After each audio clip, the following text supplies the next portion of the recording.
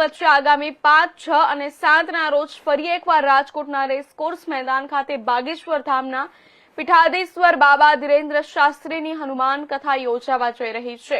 ત્યારે આ કથા પૂર્વે જ રાજકોટમાં ભારે વિરોધના વાદળો છવાઈ ચૂક્યા છે। રાજકોટના પાટીદાર સમાજના આગેવાન પરસોત્તમ પીપળિયા અને વિજ્ઞાન જાથાના ચેરમેન જયંત પંડ્યા દ્વારા બાગેશ્વર ધામના ધીરેન્દ્ર શાસ્ત્રીની કથા પહેલા જ વિરોધ કરવામાં આવ્યો છે।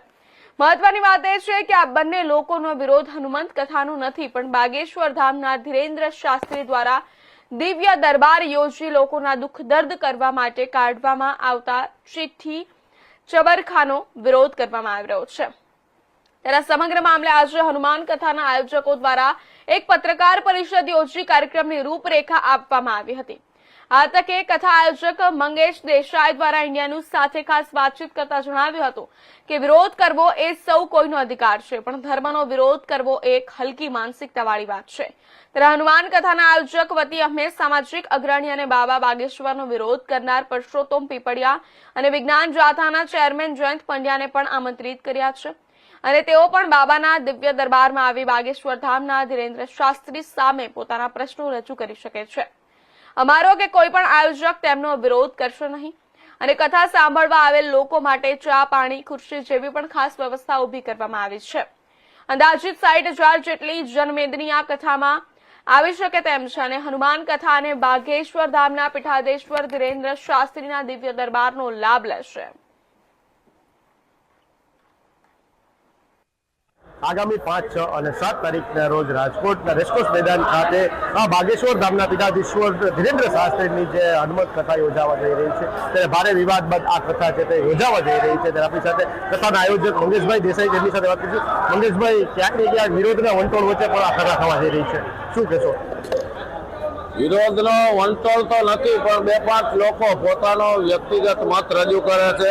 ભારતીય બંધારણ મુજબ કોઈ પણ બાબતમાં કોઈને પોતાનો મત રજૂ કરવાનો અબાધિત અધિકાર છે અને એમના જે પ્રશ્નો છે એમના માટે મીડિયાના માધ્યમથી લોકો જે વાત મૂકે છે, તો અમે પણ મીડિયાના માધ્યમથી એમને જણાવેલું છે કે આપ આવો 5, 6, 7 જૂન રેસકોર્સ ગ્રાઉન્ડમાં કથાનું શ્રવણ કરો, હનુમાનજી આપને સૌને સદબુદ્ધિ આપે અને દિવ્ય દરબારમાં આપના મનમાં જે પ્રશ્નો છે એ બાબા સામે રજૂ કરો અને એનો ચોક્કસ જવાબ આપશે બાબા, એવી અમને આસ્થા અને વિશ્વાસ છે। જે કહેવાય જે પરસોત્તમ પીપળિયા છે તે પણ સમાજ અગ્રણી છે, વિજ્ઞાન જાતાના જયંત પંડ્યા છે, તે બંને એવો દાવો કરે છે કે હનુમાન કથાથી તેમને કાંઈ વાંધો નથી, તેમને ફક્ત વાંધો છે તો બાબાના ચિઠ્ઠી ચબરખાથી।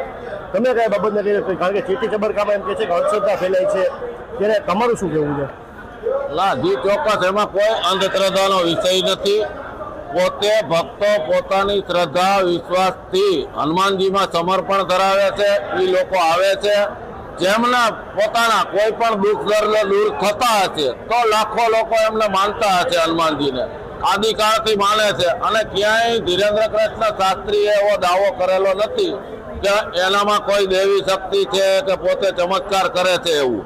હવે વાત વધારી અને કોઈ એક વસ્તુને ટાર્ગેટ કરે તો એમના માટે પણ બાબાએ ખુલ્લું કીધું છે કે આપ આવો કથામાં, દિવ્ય દરબારમાં હાજરી આપો, પ્રશ્ન પૂછો અને એ જવાબ આપશે, ચોક્કસ આપશે। જે કહેવાય કે આ જે વિશાળ જે ડોમ છે, કેટલા લોકોની સગવડતા ઉભે રાખવામાં આવી છે, કેટલા લોકો આવી શકે એમ છે, તમે શું કહેશો? અત્યારે જે અમે વ્યવસ્થા કરી છે એમાં આરામદાયક રીતે 60,000 લોકો વ્યવસ્થિત ભારતીય બેઠક પ્રમાણે બેસી શકે એવી સુગમ વ્યવસ્થા ગોઠવવામાં આવેલી છે અને એથી વધારે કદાચ ભક્તો આવશે તો એમની માટે પણ અલગ LED સ્ક્રીનની તમામ વ્યવસ્થા રાખવામાં આવી છે। એટલે 60,000 થી 80,000 લોકો રેસકોર્સ મેદાન ખાતે ઉપસ્થિત થાય તો કોઈ પણ જાતની તકલીફ વગર બધા જ ભક્તો સનાતન સેતુ હનુમાન કથા શ્રવણ કરી શકે એવું ફૂલપ્રૂફ આયોજન કરવામાં આવેલું છે। વિમાના સુરક્ષા કવચથી પણ સુરક્ષિત કરવામાં આવેલ છે।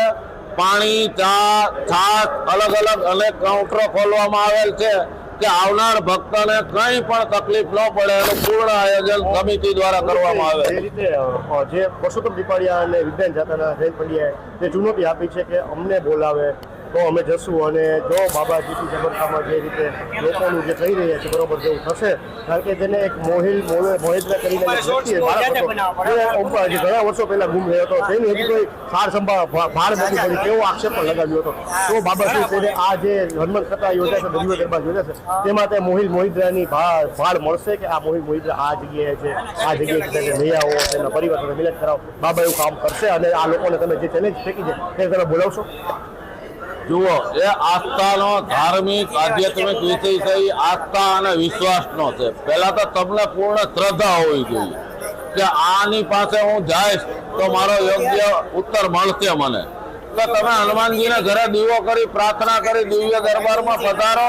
મારા શ્રીએ ઓપન કીધું છે કે જેને જે પ્રશ્ન હશે એમનો હું જવાબ આપીશ હનુમાનજીના માધ્યમથી. તો આપ હનુમાનજીમાં વિશ્વાસ શ્રદ્ધા રાખીને આવો. આપના મનમાં જે કોઈ પ્રશ્ન હોય તે અત્યારે રજૂ કરવાની પણ જરૂર નથી. આપ બાબાની સમક્ષ જ રજૂ કરજો, એમનો ચોક્કસ ઉત્તર મળશે એવું સૌરાષ્ટ્ર સનાતન સમિતિના સર્વે આયોજકોને વિશ્વાસ છે. અંતિમ સવાલ મંગેશભાઈ, વડાપ્રધાન નરેન્દ્ર મોદીએ જે રીતે અપીલ કરી છે પેટ્રોલ ડીઝલનો ઉપયોગ નહીવત પ્રમાણમાં પણ ઓછો કરો, ત્યારે આવા દિવ્ય દરબાર કરી લોકો દૂર દૂરથી આવતા હોય છે પોતાની સમસ્યા, તો ક્યાંક ને ક્યાંક આ નથી લાગતું કે પેટ્રોલ ડીઝલનો અને કહેવાય કે વ્યય થશે આમાં જાજો એવો, તો તેના માટે શું તૈયારી કરવામાં આવી છે? કારણ કે પેટ્રોલ ડીઝલ પણ એક જીવન જરૂરિયાત વસ્તુમાં આવી ગઈ છે, ત્યારે આ પીએમની જે અપીલ છે છતાં પણ કહેવાય કે આવા દિવ્ય દરબાર યોજાય છે, કેટલા યોગ્ય? જી ચોક્કસ. પહેલા જ દિવસથી કાર્યાલયનું ઓપનિંગ થયું ત્યારે જ બાબાશ્રીની સૂચના અને સમિતિ આયોજન સમિતિની વિચારણા હેઠળ લઈ જે પોથીયાત્રા આખા રાજકોટ શહેરના રાજમાર્ગો ઉપર વાહનોમાં ફરવાની હતી એને અમે કેન્સલ કરી પદયાત્રાના માધ્યમથી રાજકોટના અલગ અલગ 12 ઝોનમાં કળશ યાત્રા યોજી છે. બીજા નંબરમાં બાબાનો જે કાફલો આવાગમન કરવાનો છે એમાં તમામ ઈવી વાહનોનો ઉપયોગ થશે, એની વ્યવસ્થા પણ સમિતિ દ્વારા કરવામાં આવી છે. કોર્પોરેશન સાથે બેઠક કરી સીએનજી અને ઈવી બસો અલગ અલગ રૂટમાંથી મૂકવાની અને ભક્તોને પણ અમે અપીલ કરી છે કે શક્ય ત્યાં સુધી શેરિંગ વાહનનો ઉપયોગ કરો, માસ ટ્રાન્સપોર્ટેશનનો કરો અને પોતાની પાસે ઈવી કે સીએનજી વાહન હોય તો એનો ઉપયોગ કરે. તો જે કાંઈ આવશ્યક પગલાં લેવાના હોય, આવશ્યક જાણકારી લોકોને આપવાની હોય એ તમામ મીડિયાના માધ્યમથી આપી છે અને તે તમામ બાબતે વિચાર કરવામાં આવેલો છે. વૈશ્વિક પરિસ્થિતિથી ધાર્મિક કાર્ય બંધ કરી દેવું એવો કોઈ અત્યારે સરકારનો નિયમ નથી કે એ જરૂરી પણ નથી અને કોઈ પણ કટોકટીના સમયમાંથી ઉગારવા માટે હંમેશા ધર્મ જ આગળ રહ્યો છે. તો અમે એવી ઈચ્છા વ્યક્ત કરીએ કે આ કથાની પૂર્ણાવતી સામે સાથે જ તે જે કંઈ વૈશ્વિક કટોકટી ચાલી રહી છે એમનું પણ હનુમાનજીની કૃપાથી નિરાકરણ થાય.